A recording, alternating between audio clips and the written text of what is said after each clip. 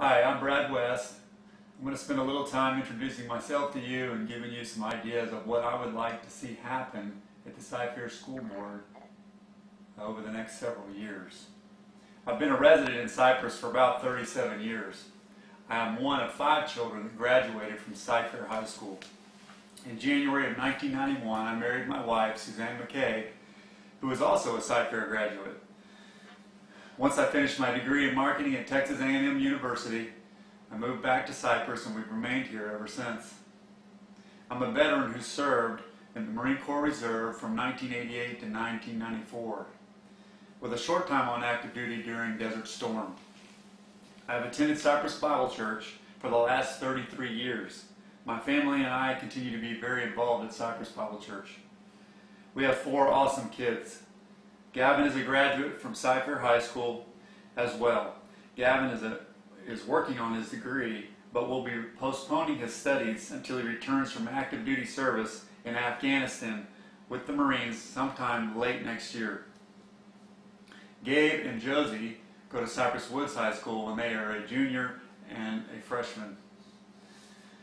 Peyton is our baby and she goes to Goodson Middle School.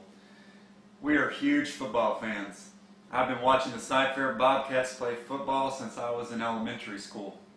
Over the last 6 years, Bobcat and Wildcat football has become somewhat of an addiction in our household. Both of our boys have been fortunate enough to play quarterback and have been able to make some wonderful memories. Gabe is still playing football and living it out right now. We've been truly blessed by the experience of being part of the CFISD Independent School District.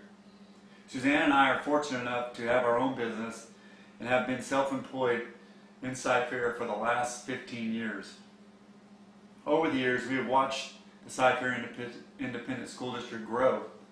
As you can see, we have a very personal interest in keeping the district as good as it can be.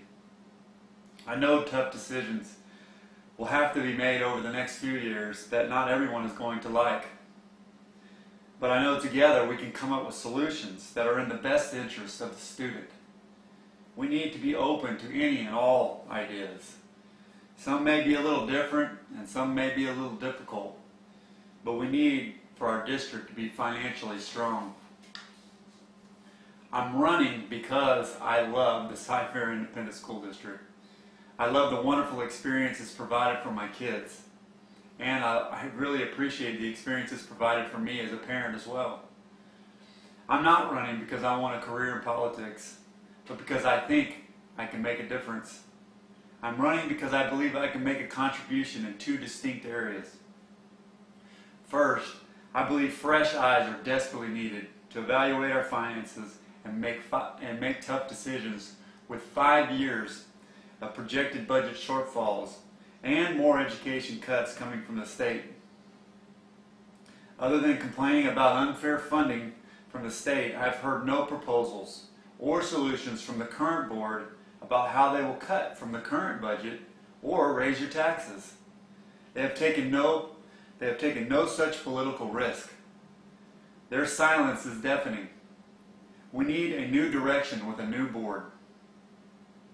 Second, to the highest level and to the farthest extent, I want to promote policy that directs the moral compass of our students towards modesty, innocence, integrity, excellence, and charity.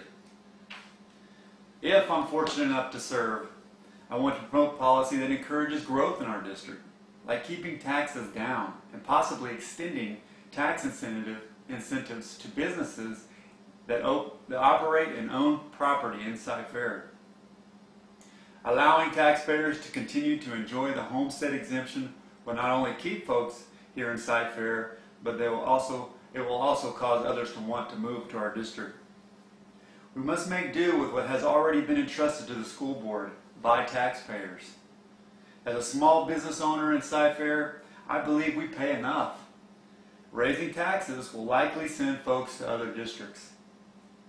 I believe people move to CFISD because our teachers are doing an outstanding job, and they have the performance to back it up. I believe teachers deserve the pay increase they receive. And quite frankly, I'm ashamed it took 5 years in an election year for the school board to approve a pay increase for the classroom teachers. Experienced classroom teachers have left our district for better pay in other districts. I do not believe people move to Cy-Fair because our schools are beautiful or because we have the nicest stadium in Texas. With that in mind, I believe our future projects must reflect common sense. Functional use must overrule aesthetics. We should build schools that are modest on the exterior and have the highest use of space in the interior. Matsky Elementary on Jones Road is a great example of that. Hopefully, extravagant buildings will become a thing of the past. If I have to make a choice between cutting our extracurricular activities like band, drama, tennis, drill team, football, and a whole host of others, as some in the district have said they're going to do, or cutting beautiful buildings, well, that's an easy decision for me. I'm going to vote against extravagant buildings and vote for extracurricular activities all day long. We must begin a new era of fiscal responsibility at Cy-Fair, starting with a new board that creates an actual written proposal for what we want to see the administration implement. I propose that over the next 5 to 10 years, we can reduce the amount of new debt significantly enough to keep taxes for debt service under control and show the taxpayer we are serious about making changes. These changes will be visible and tangible. There's no getting around building new buildings. We're still adding about 2,000 to 3,000 students every year, even in a tough economy. Let me give you a little quiz.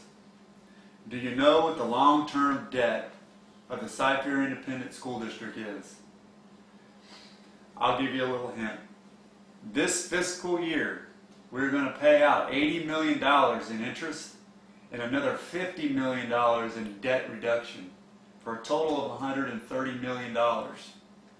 Any guess at long-term debt? Well, I hope you're sitting down because we owe $3.1 billion, and that's with a B. 1.8 billion of that is in debt, and 1.3 billion is in interest.